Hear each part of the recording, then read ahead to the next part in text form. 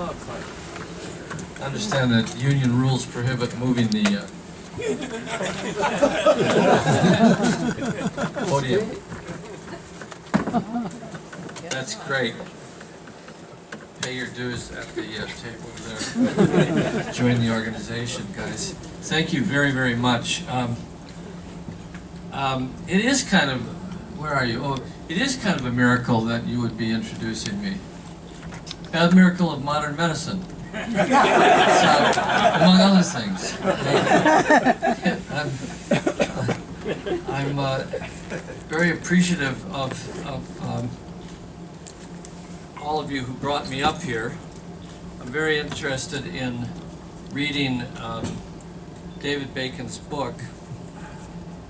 By the way, I think he is like a Kerry McWilliams of this generation in terms of the chronicling the history of the border relationship and the immigrants and the union struggles, and I hope that you follow all of his writings as I do.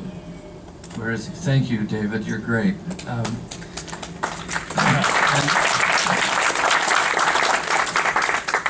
We were discussing briefly at dinner this immigrant rights package that's coming our way through the Congress, and I think it poses many of the problems or dilemmas, contradictions that the left has always faced. If it wasn't for the Dreamers, if it wasn't for my students at UCLA and the DREAM Act movement, if it wasn't for their parents and grandparents who came before and laid the groundwork, there would have been no ability on the part of President Obama to recognize by executive order their existence. It was a courageous act, but it was also brought about because of the chemistry of pressure that they brought on the Obama administration. And it's also in the interests of all of us, not just for moral reasons, but if you follow the political process, you're talking here about a million or more new voters who, because of the quite searing experience they've gone through in this country, will vote Democratic or will vote Independent or will vote to the left of those preferences, probably for the rest of their lives. Like many of our grandparents and parents, my mother was an apolitical Irish Catholic woman from Milwaukee, and she loved Franklin Roosevelt. She didn't have to explain why. So when you get these movements, whether it was for Social Security or for immigrant rights today, those who go through them, especially in their youth, go through an experience that molds them for the rest of their lives. And that's why the Republicans are so hysterically opposed to any path towards legalization that climaxes in the incumbency of any Republican, because they'll be voted out of office. So there's a lot at stake here in terms of the border region, ethics, economics, politics, and above all, it's a reminder of the perilous nature of the political process as social movements enter it. When the boat of the movement gets into the rough seas of the political process, when you get closer to winning, knowing whether you're winning or losing is extremely difficult at the time that you're engaged in. I'll give you just the story. I was going to say, but I'm supposed to be dour. I was going to say that, you know, when I was in my 20s and Franklin Roosevelt was president, I covered a meeting at the White House in which Roosevelt and his advisors sat down, and outside there were militant labor activists who had come from building occupations, There were socialists, there were wobblies, there were fascists. The country was really in turmoil. And Roosevelt was supposed to be a navigator, but we were in the work, the great work, of making the waves, making the tides move. So if you imagine him sitting there with his advisors, the question before them was what to do about the elderly, the widows, the ill, the suffering, the people that wanted some kind of security in old age, which would come to be known as Social Security. They had this discussion about whether it was possible, and a lot of discussion about the mechanics of how this program could be implemented. They didn't use the term rollout. They didn't have any computers, but it was like a certain contemporary crisis that we're experiencing. Now there were some glitches before we all got those nice little cards representing Social Security. But the issue was, should we add health insurance? And the militant advocates said, yes, you cannot leave people out of health insurance. It's coming. It's part of the social revolution of the modern era. And Roosevelt looked at them and said, we don't have the votes. We have the votes for one thing, Social Security. It's got plenty of problems. People of color are not included because their categories of work are not included. It's a compromise in itself. But I think we should go forward because in a few years it will be expanded to more and more Americans, and it will be expanded to include health insurance. That was long about 1937, as I recall the night. A decision was made. I don't know what I would have felt about it at the time. Would I have said, this is worse, this is the worst outcome, we can't do this? Or would I have said, I'm going to trust the process and we're going to go forward, we're going to take the success, take the package that we can get done and leave it to the next generation to do the rest, not knowing whether there would be a next generation to do the rest. War was coming. Cold War was coming after that. So it's very interesting that we faced the same problem, I think, over and over.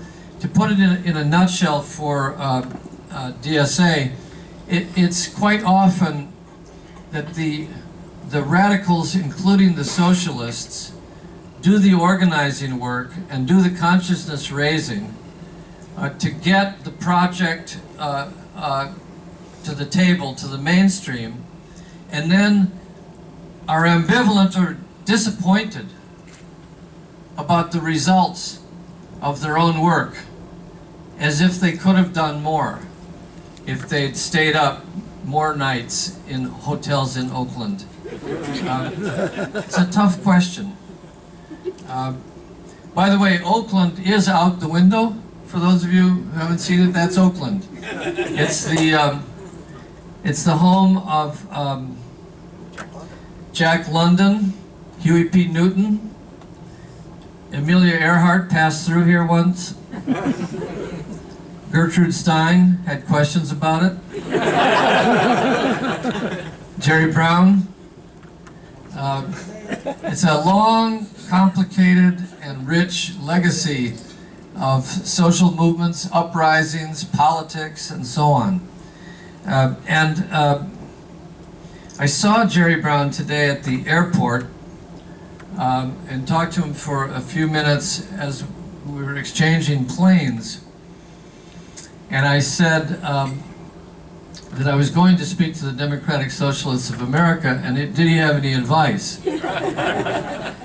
Now you're wondering, is Tom telling us the truth? I am. True story. True story. And, you know, he's got a million things on his mind. His brain resembles nothing so much as a nuclear breeder reactor. This stuff going. And he blinked for a second because he didn't know what I was going to say, and he was getting on a plane, and we were just chit-chatting. And I could see suddenly it all clicked in, and he said, when I gave Michael Harrington a ride a long time ago, I asked Michael Harrington what we should do about jobs. And Michael Harrington told Jerry Brown, build railroads.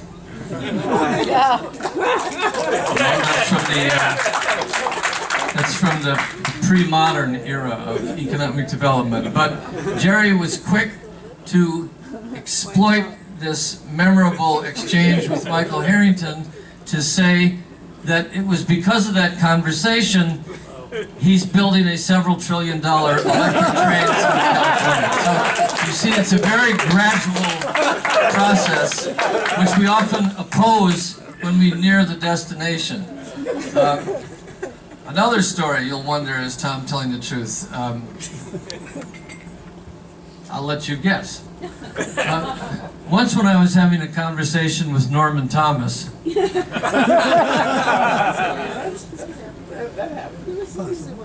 are you computing? Are you trying to... Once, I'll say it again. Once when I was having a conversation with Norman Thomas, I asked him,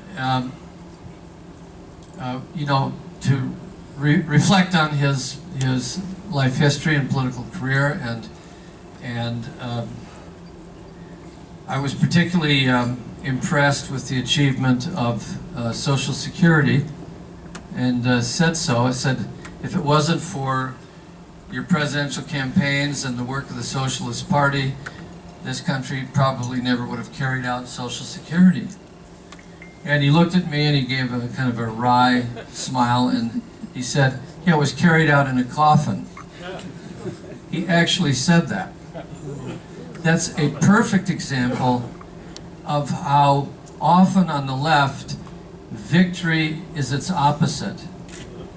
Victory is experienced as complete failure.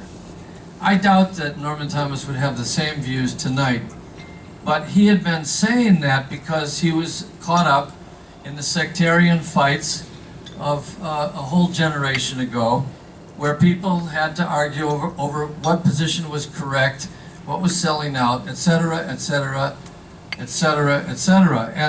And so for him to have claimed credit for Social Security in any way, he would open him to the charge of having sold out. So he couldn't go there. He couldn't even enjoy the sweetness for a moment of achieving Social Security, because he would be then in collaboration with capitalism, as we well know. We know that capitalism has always hoped for the time that Social Security would be established so that it could be embraced by future generations of capitalists, as we see it obviously is. So this is the problem that I want to pose to you. I almost feel like we should have some comments, because it's a room full of people who have had these sorts of experiences. I don't know why you're socialists. I don't know exactly what demands you would consider to be principled, achievable, too little, too late, etc. I know I'm venturing on the ground of improvisation, not improvised theater, but political improvisation is actually an art. It's a collective art. We don't really know what our ideals are and what we would settle for and what we would do if we were defeated until we go through the experience. Am I making any sense? Yeah. As much as we are. Let me just make a pause here and ask for a glass of water. And could this gentleman, just taking a pause, can I hand you this? You're a great American, thank you. No idea what it is, but he took it. Thanks. over the past 10 or 15 years, I've been publishing a little pamphlet, a newsletter, sort of. My hero, my model in this regard is I.F. Stone, who is someone else I knew. I'm sure no one here in the younger generation knows that name, but you should. He put out the smallest newsletter with the most interesting information for my generation. That's who I.F. Stone was. So I put out a very small newsletter with what I feel is filled with original information that you can't find anywhere else. If you sign that, you will be categorized. It won't be subject to algorithms, but there will be no data mining.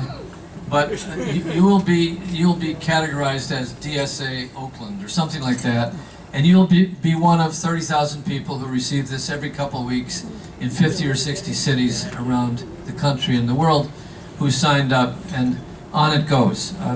That makes me always feel good about leaving with so many questions left behind and so many issues left behind. So if you'll do that, it would very much please me. Now I want to say something about Port Huron.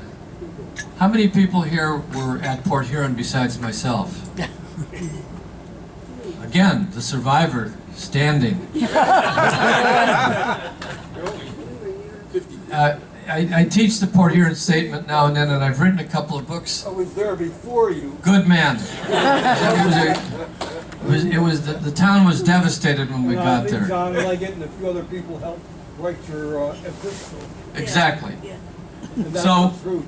Port Huron is a town that is recently made famous in a Michael Moore movie about guns, where you see a scene, he's with some young Canadian kids on one side of the water, and they're all drunk and turbulent, but none of them shoot anybody. They all have guns, but they don't shoot anybody. Then he crosses the water to Port Huron, Michigan. They look exactly like Canadians, surprise, surprise. They're young, white, turbulent, drunk, and armed, and they shoot each other all the time. And Michael Moore is trying to figure out what the hell is the difference. Is it the water? What is the difference between Canada and the United States? So if that's all you know about Port Huron, the Michael Moore version, now you need to know that Port Huron is a place that the United Auto Workers owned a camp, and they loaned it to us at the last possible moment in SDS so that we could hold our convention, our so-called founding convention. I think we follow many of the same rituals as DSA because our parent organization came from the same strange world of the old left and the Social Democrats and so on before we broke from them in our buoyant youth. And so we had this conference there, and Harrington came, and at the time Harrington was very furious at us. It was like broken feelings because he was a little older, and we were upstarts and rebellious, and we were rebelling against him simply because he didn't like what we were doing, because we didn't put enough paragraphs in the draft announcement demonstrating our absolute abhorrence of communism in any form. So we put more in, and it's one of those things where this is about compromise. We put another paragraph in, then they want more. It's like the British asking the IRA to give up all their guns. Do you mean the ones from 1917, or which guns?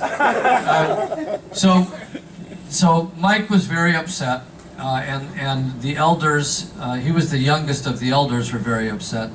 But there were other differences that would emerge because they had supported the war in Vietnam by Johnson, and we opposed it.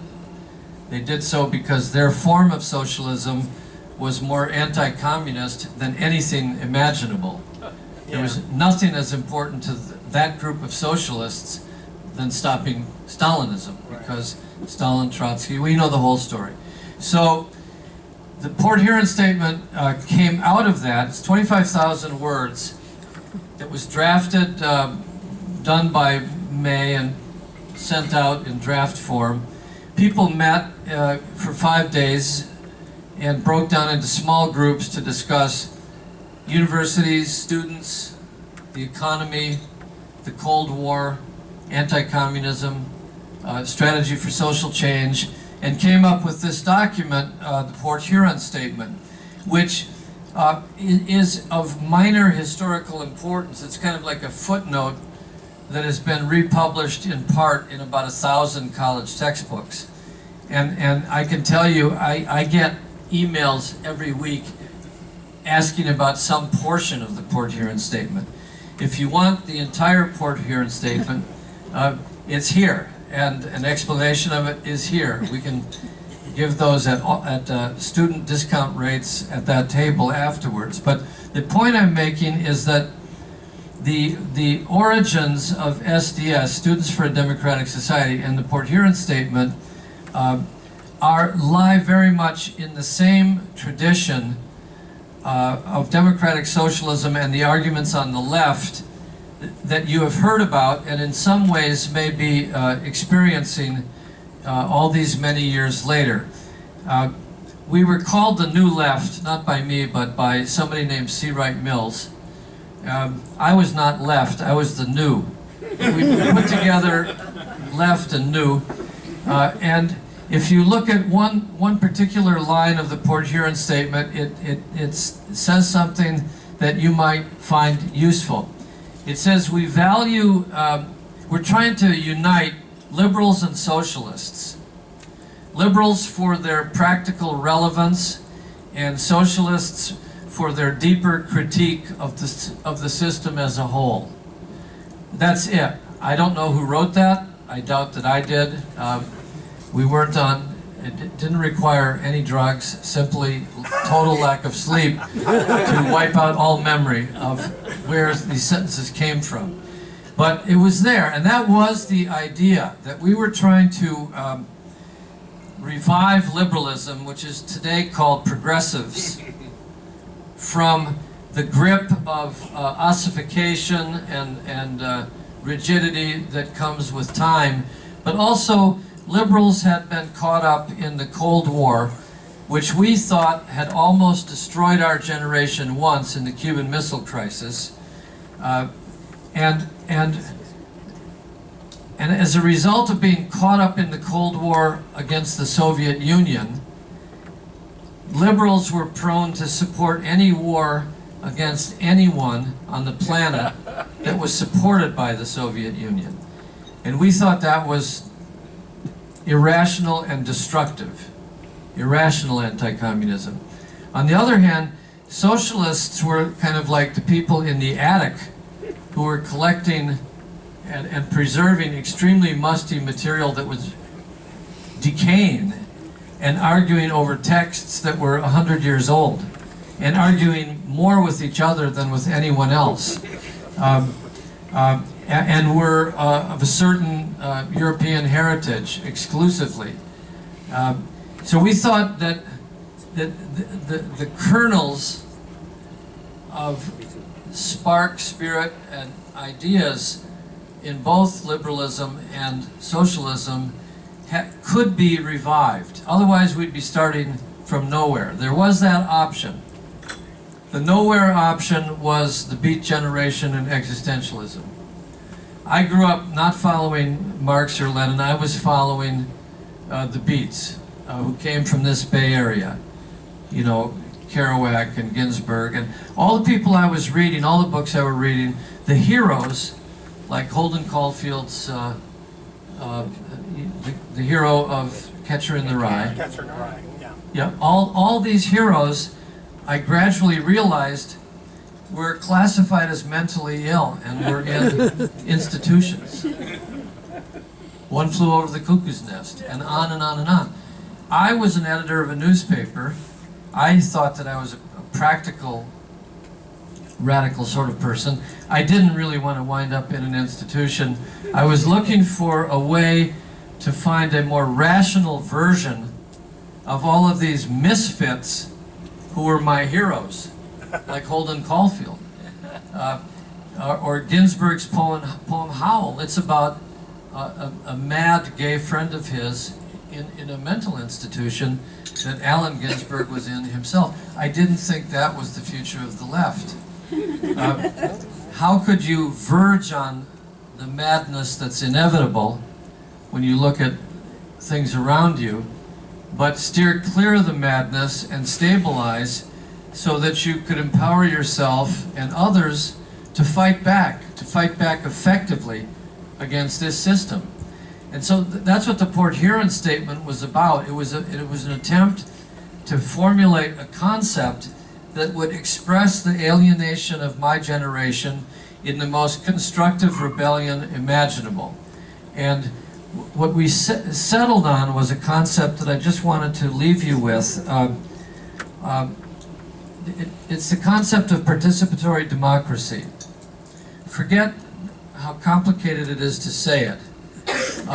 Just realize that this concept was set in motion in the American tradition, not the European, by people like John Dewey, not Marxists, not anti-Marxists either. It was a concept that started with the right to vote for all Americans, but it wanted to extend the idea of voting rights far beyond the ballot box. There should be democratic households in which children were not afraid to speak up against their parents. Marriages where women were not afraid to speak up against their husbands. Neighborhoods that were empowered to speak up against developers. Shop floors and farm worker fields where the workers had no fear in speaking up and having a voice in the decisions in the workplace, and so on. It was an ever-expanding concept that would make room for next generations of people that we could barely imagine, like the LGBT movement that came later. And within the concept of a participatory democracy, it was designed so there would be a role for socialists, but for libertarians, for anarchists, for sensible business people, for labor unions. A very expansive concept, no vanguard, but simply an inclusive concept for everyone. And it was not participatory democracy versus electoral politics. It was electoral politics should grow out of participatory democracy, with more people registered, more people voting, more political factions organizing to express their views, more efforts to make the political process accessible to all and responsive to all, with mechanisms for throwing the bums out where it failed, with mechanisms for recall elections, for initiatives on the ballot, not just people and individuals on the ballot. And I've always thought through the thick and thin of the past 50 years that this concept stands and has a resilience that I recommend to you, because I've seen a lot of organizations come and go, having made their mark, an excellent mark, and a lot of ideological fights that burned a lot of energy and burned a lot of friendships into animosity. But in the broader view, everything that we like about this place, this country, everything that we've achieved in radical movements or progressive movements has come through the force and energy of participatory democracy, that is bottom-up movements, uprisings, rank-and-file pressure on the leaders of their own organizations, rank-and-file pressure across the board. I was reading yesterday this book, The Circle. It's going to be a big bestseller by Dave Eggers, Bay Area man. And it's about Facebook or some such entity,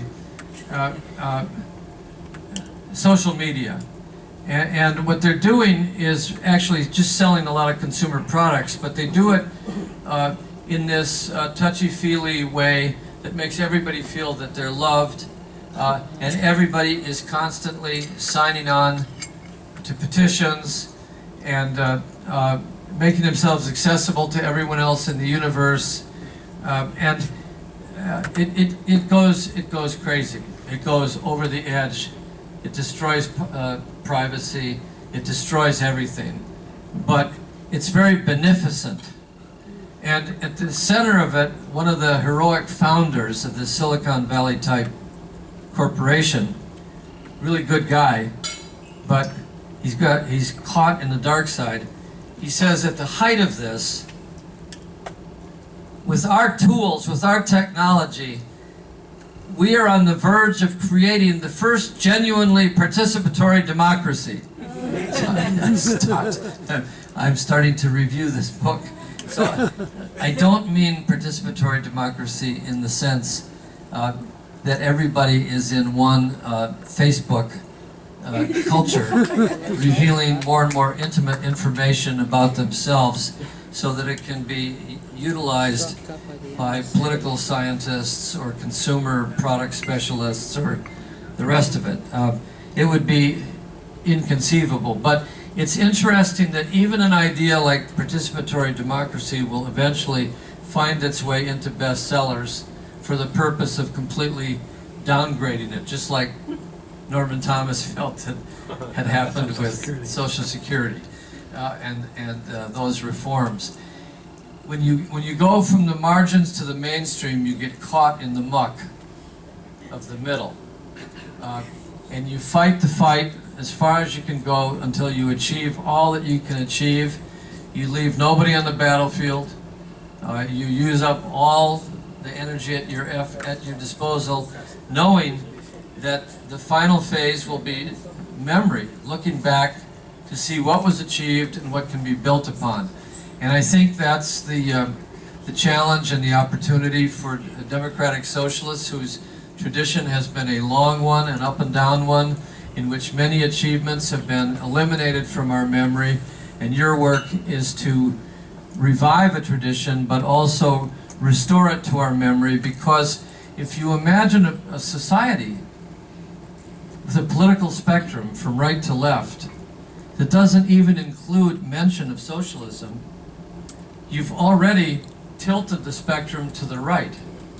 You've already eliminated something which may not be a majority agenda, but something that has a long tradition of impacting society for the better on issue after issue. And what we've done in this brave new world, so to speak, is reconstruct the political spectrum so that it's about red and blue and not about ideology. And when it gets to ideology, it's okay to say that we have extreme conservatives, but it's not okay to say that 30% of the country favors some sort of socialism. You have to deal with that. It's a very tough challenge, but I wanted to make the trip up here to share some time with you and learn from you, and I hope that I have made some contribution tonight with these comments, and I'll see you later. Thanks very much.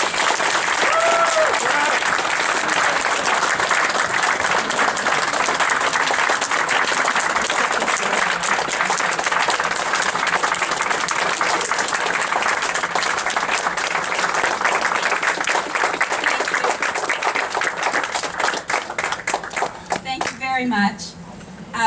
At this time, we are going to have a 10-minute break, during which you should feel free to stretch if you have to answer the call of nature.